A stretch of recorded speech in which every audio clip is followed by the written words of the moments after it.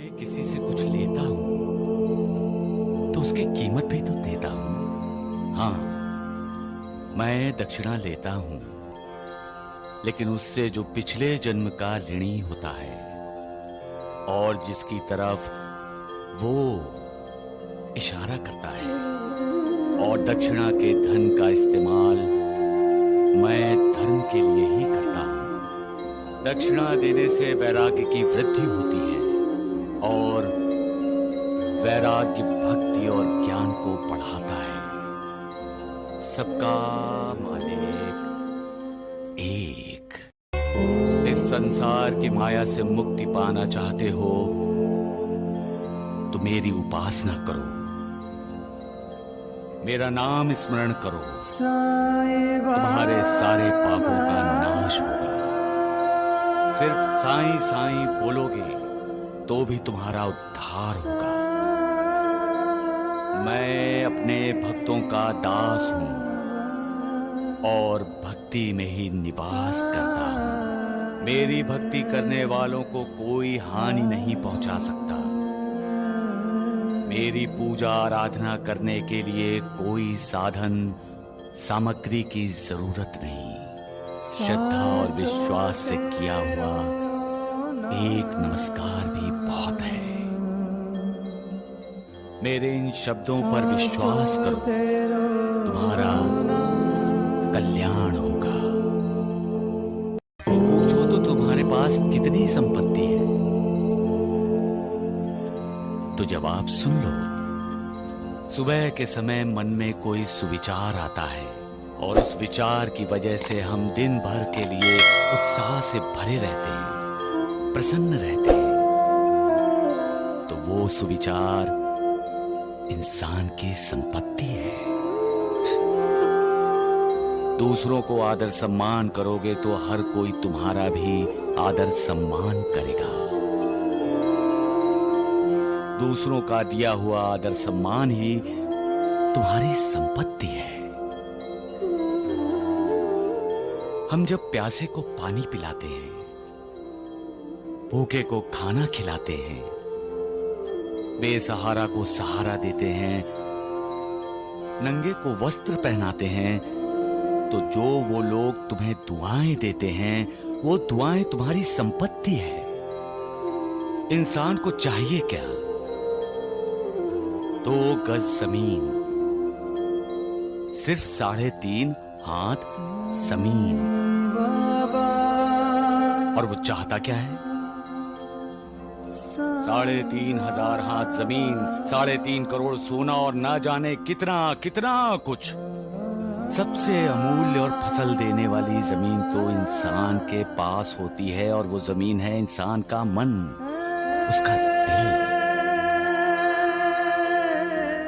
इस जमीन पर मालिक की भक्ति की खेती करो, सुविचारों के बीज बो डालो, और मालिक की कृपा की बरसात होते ही इंसान का कल्याण, उसका उद्धार करने वाली फसल तैयार हो जाएगी।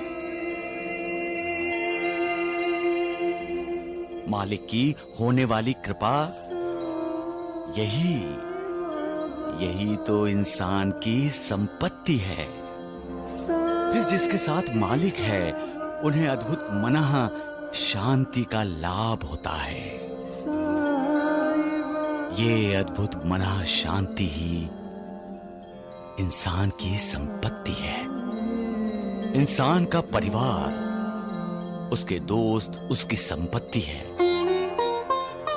क्योंकि धन दौलत होकर भी जो इंसान बिना परिवार बिना दोस्त अकेला है, वो कितना भी धनवान हो, कंगाल है।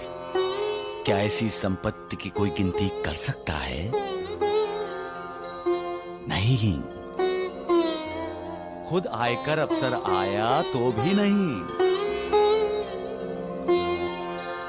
हर इंसान को अपने खाते में ऐसी ही संपत्ति जमा कर लेनी चाहिए। धन दौलत जमा करना बेकार है। सबका मालिक एक। शिरडी में मेरे दर्शन करने के लिए वो ही लोग आते हैं जिन्हें मेरे भक्त ही मेरी संपत्ति हैं, जो कभी कम नहीं होगी। मेरे जाने के बाद भी मेरी संपत्ति बढ़ती ही जाएगी, बढ़ती ही जाएगी, बढ़ती ही जाएगी। सबका मालिक एक। उनके दिल का आईना होती है। जब दिल साफ होता है तो साफ दिल का प्रतिबिंब उसकी आंखों में ही दिखाई देता है। ऐसा इंसान किसी से भी आंख मिलाकर बात कर सकता है। लेकिन दिल में पाप होता है तो इंसान अपने दिल का पाप दूसरों से छिपाने की कोशिश करता है, डरता है आंख से आंख मिलाने के लिए, कहीं सामने वाला उसका पाप न जान जाए। इंसान जब डरने लगता है तो फासले बढ़ जाते हैं, कटुता बढ़ जाती है। इंसान अविवेक के अधीन हो जाता है, जिसका अंजाम कभी अच्छा नहीं होता। इसलिए डरना है तो मालिक के क्रोध से डरो। किसी से नफरत न करो, किसी की निंदा न करो। सबका मालिक एक। मनुष्य मनुष्य के बीच प्यार हो तो उनके बीच के फासले मिट जाते हैं, और नफरत हो तो फासले बढ़ जाते हैं। हमें फासले बढ़ाने नहीं चाहिए बल्कि मिटाने चाहिए। कलह और विवाद ही मनुष्य को मनुष्य से दूर रखता है। इससे इंसान छोटी छोटी बातों में उलझता रहता है, मालिक को याद करना भूल जाता है। अगर हम दूसरों के हित और कल्याण के बारे में सोचेंगे तो मालिक हमारे साथ होता है। योग, वैराग्य, तप, ज्ञान आदि ईश्वर के पास पहुंचने के मार्ग हैं। जरा कोशिश तो करनी चाहिए इन मार्गों पर चलने की। एक बार सही मार्ग पकड़ लिया तो किसी की निंदा नहीं, किसी से नफरत नहीं। भला ही भला, सबका भला, सबका मालिक एक। साईं बाबा एक चमत्कारिक पुरुष थे, लेकिन वो फिर भी घर घर जाकर भिक्षा मांगते थे और वो चंदा भी मांगते थे। जब भिक्षा मांगते थे तब वो भिक्षा के साथ लोगों के दुख दर्द भी अपने झोली में डाल देते थे, और बदले में उन्हें बहुत सारी खुशियाँ और उन्हें हर संकट से लड़ने की शक्ति प्रदान करते थे। जो कुछ भी वो चंदा मांगकर इकट्ठा करते थे वो सब गरीबों में बांट देते थे। उनका कहना था कि उनकी सबसे बड़ी संपत्ति उनके भक्त है, जो हमेशा बढ़ते रहते हैं और उनके मरने के बाद भी वो हमेशा बढ़ते ही रहेंगे। इसलिए अगर आपको इस संसार के मोह माया से मुक्ति पानी है तो साईं बाबा की भक्ति करो, हमेशा उनका नाम स्मरण करो। उनका नाम स्मरण करने से इंसान को मन की शांति मिलती है और इंसान के हर दुखों का निवारण होता है। अगर आप साईं बाबा का सुख में या दुख में हमेशा नाम लेते हो तो साईं बाबा हर संकट में आपकी मदद करने के लिए ज़रूर आएंगे। इसलिए साईं बाबा पर विश्वास रखो और उन पर श्रद्धा रखो, उनके सच्चे दिल से भक्ति करो।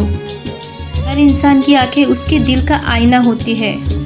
इंसान के मन में दुख हो या चाहे सुख हो, आंखें सब बता देती है। इंसान चाहे कितना भी अपना दुख छुपाने की कोशिश क्यों ना करे, लेकिन उसकी आंखें सब बता देती है। सुख और दुख हर इंसान की आंखों में झलकता है। प्रेम ही एक ऐसी शक्ति है जो एक इंसान को दूसरे इंसान से जोड़े रखती है, नहीं तो नफरत तो हमेशा रिश्ते को तोड़ने का काम करती है।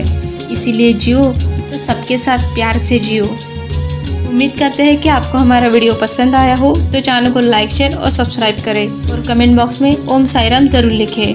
वीडियो को अंत तक सुनने के लिए धन्यवाद। आपका दिन शुभ हो।